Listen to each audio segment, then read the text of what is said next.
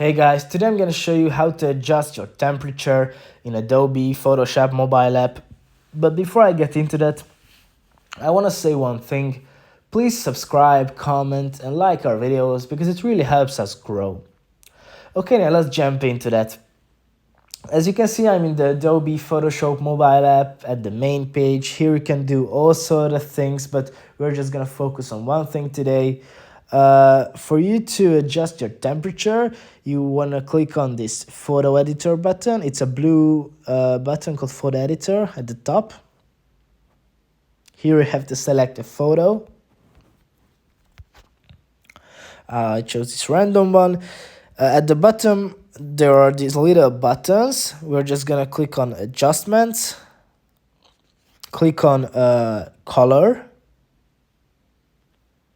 It highlights it in blue, and here we have this temperature. You want to click on that, and now you can choose with this thing the coldness of your temperature or warm. If you want it warm or cold, you can set it as you would like.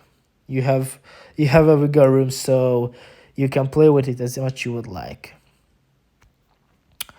So yeah, that's all guys. Thanks you for listening. See you in the next one.